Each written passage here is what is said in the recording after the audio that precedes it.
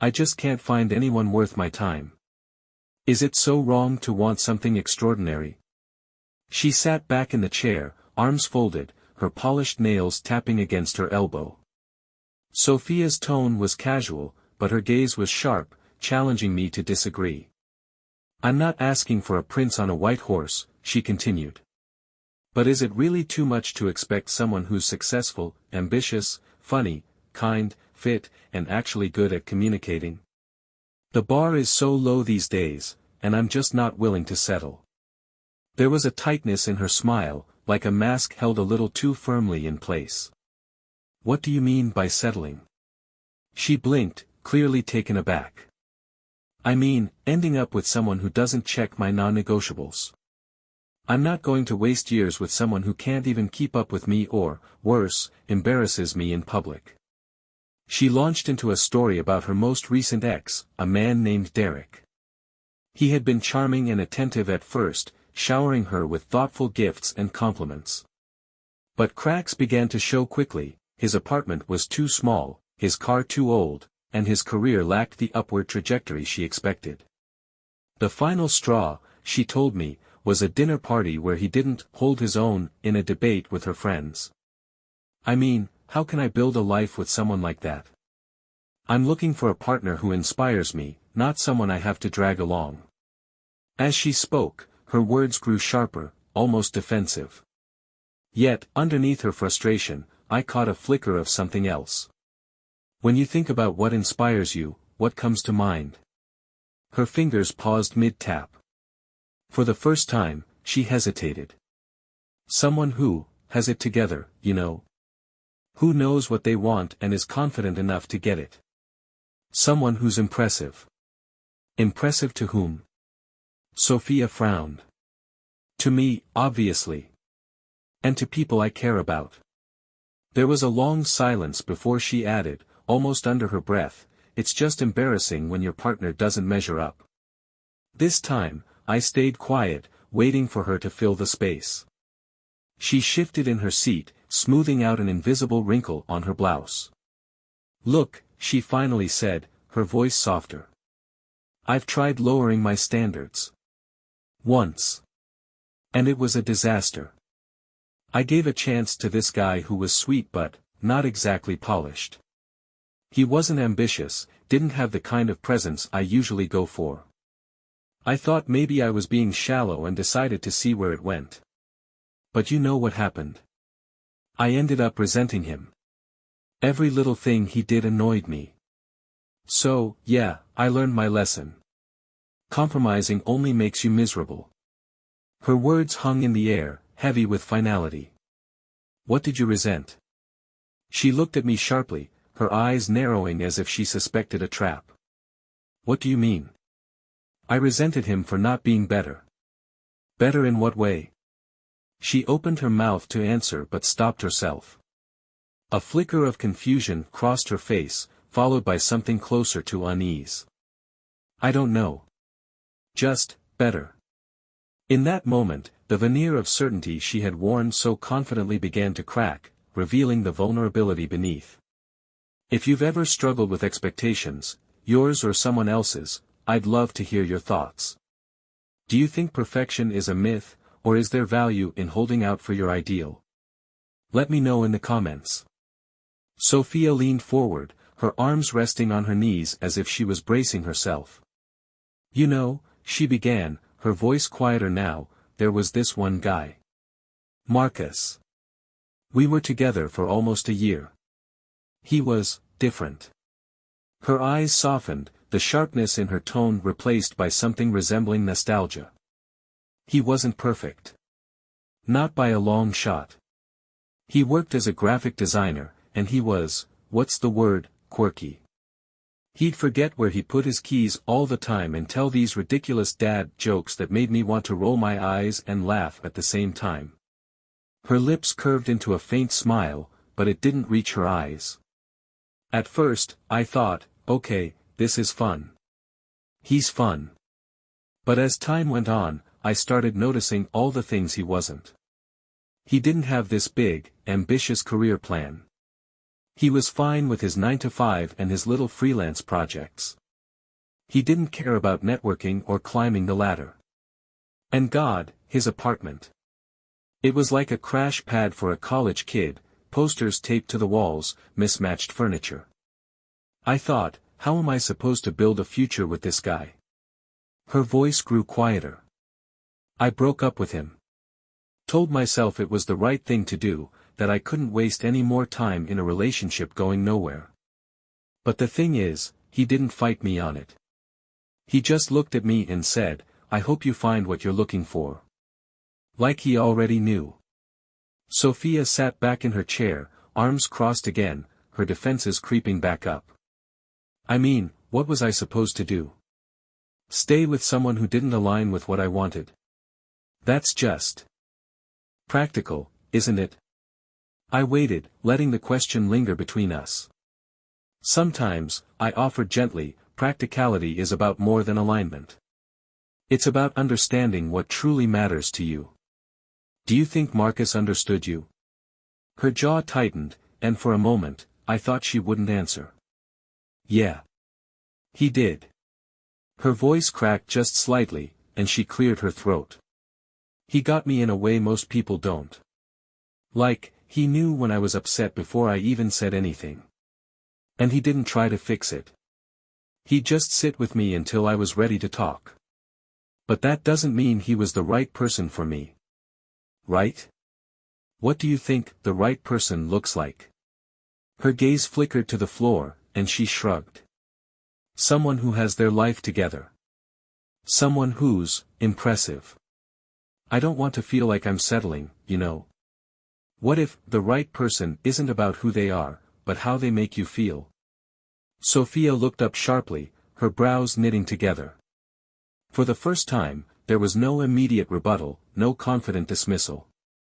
I don't know, she murmured after a long pause. I guess I've never thought about it like that. The silence that followed felt heavy, not with discomfort, but with thought. Sometimes, it's not the answers that stay with us, it's the questions we don't yet know how to answer. If this chapter has you reflecting on your own expectations or experiences, I'd love to hear your thoughts. What does the right person mean to you? Share your perspective in the comments. Sophia sat quietly, staring past me as though lost in a memory she wasn't sure she wanted to revisit. You know, she began slowly, when I was a kid, I thought my parents had the perfect marriage. My mom would always tell me, your father is the kind of man every woman dreams of. She made it sound like this big, unattainable thing, like he was this rare gem she was lucky to find. She let out a soft, humorless laugh. And I believed it for the longest time. I'd watch them at dinner parties, and everyone would say how perfect they were together.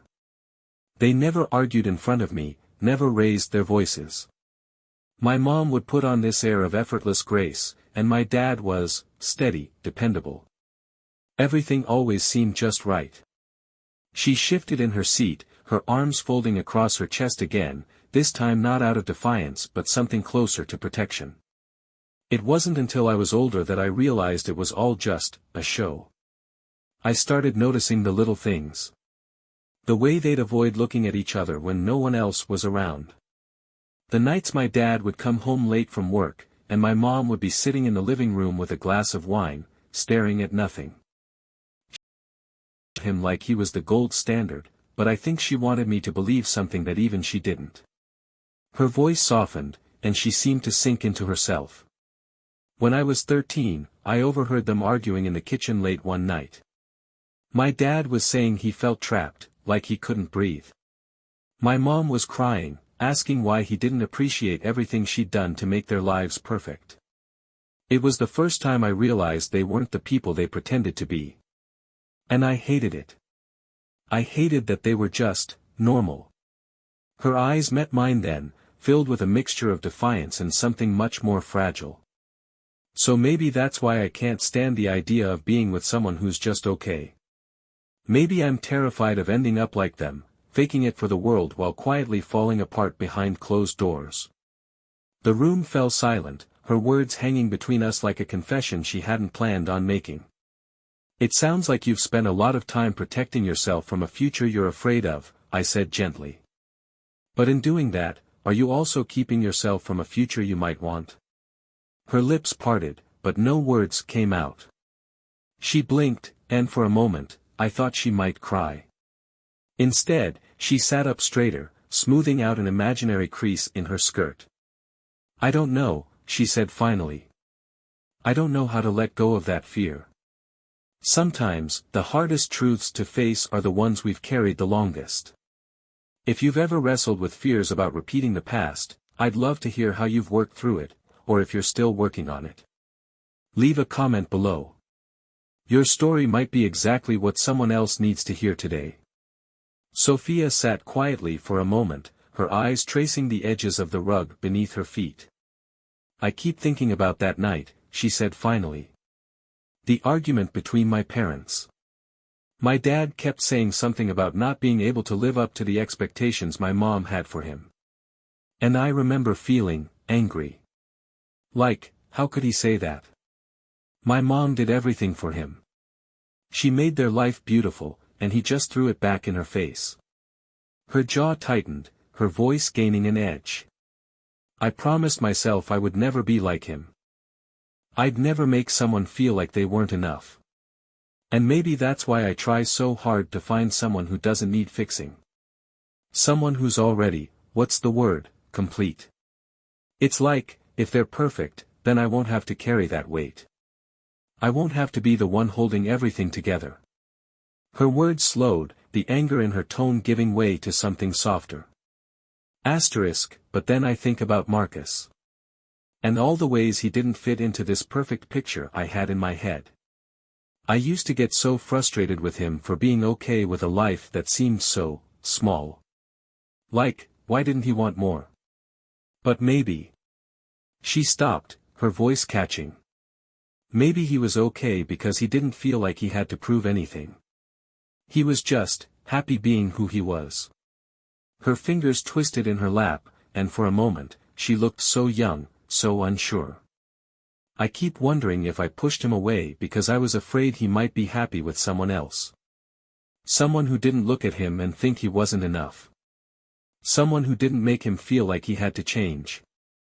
The room felt heavy with the weight of her admission, and I could see the realization settling into her. It's not just about him, though, is it? She continued, almost to herself. It's me. I've spent so much time trying to find someone who fits this image I've created, and I never stop to think about what I might be bringing to the table. Or what I might be missing by holding on to this idea of perfection. She paused, her expression thoughtful. What if I'm the one who needs to change? What if all these expectations I've had, of myself, of other people, what if they're just excuses? Ways to keep myself from getting too close to anyone, because if I do, they'll see all the ways I'm not enough. The vulnerability in her voice was raw, unguarded, and it felt like a turning point, not just in our conversation but in the way she was starting to see herself. What would it look like, I asked gently, to let go of that image? To stop chasing perfection and start looking for connection? Her lips parted, and she drew in a deep breath. I don't know, she admitted softly. But maybe it's time to find out. Growth isn't always about changing the people around us, it's often about changing the way we see ourselves. If you've ever had to challenge your own expectations, I'd love to hear how you did it. Share your thoughts or your story in the comments. You never know who might find strength in your journey. Sophia sat quietly, her hands folded tightly in her lap. There was a fragility in her stillness, as though she were balancing on the edge of something uncertain. I don't know where to start, she said finally. How do you even begin to change something that feels like it's been part of you forever? It's not like I woke up one day and decided to expect perfection. It's just, always been there. What if you don't need to start with change? She looked up at me, confusion flickering in her eyes. What if the first step is curiosity? Instead of trying to fix something, you could try to understand it. When you think about your expectations, what are they protecting you from? Her gaze drifted downward, and her fingers began tracing small circles against the fabric of her skirt. "From being hurt," she said after a long pause. "If I can find someone who already has everything together, then maybe I won't have to worry about them letting me down. Or, maybe I won't have to worry about being the reason it all falls apart." Her voice softened as she spoke, each word carrying a weight that seemed to surprise even her.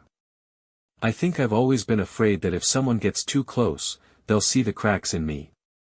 That they'll realize I'm not as together as I pretend to be. So instead, I make them jump through hoops. I tell myself it's about finding the right person, but maybe it's about keeping them at arm's length." The room was quiet, except for the faint hum of the heater. Sophia's words hung in the air, vulnerable and raw. "Do you think it's possible," she asked, her voice barely above a whisper, "to learn how to be okay with not being enough? What does enough mean to you?" She shook her head slowly, her lips pressing into a thin line. "I don't know. I guess it means being perfect.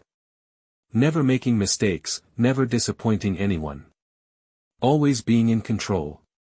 But that's exhausting, isn't it? Trying to be something you're not just so no one else has to deal with your flaws." Her shoulders slumped, and for the first time since she walked into my office, she looked less like someone trying to hold herself together and more like someone willing to let herself fall apart, if only just a little. "I don't want to live like this anymore," she said quietly. "I don't want to spend my life chasing something that doesn't even exist. But I don't know how to stop. I don't know how to be okay with being seen." "It's a process," I told her. "One step at a time. It starts with small moments of trust. Letting people see a little more of who you are, even the parts that feel messy. It's not about proving you're perfect, it's about letting yourself be human." Sophia nodded, her expression thoughtful. "I think I want to try. I don't know how it'll go, but I want to try." It was a small step, but it felt significant, like the beginning of something new. Growth takes time, and it often starts with a single moment of honesty, with yourself, and with others. If you've ever taken that first step toward letting go of impossible expectations, I'd love to hear your story. How did you begin? Leave a comment below. Your experience might inspire someone else to take their own first step.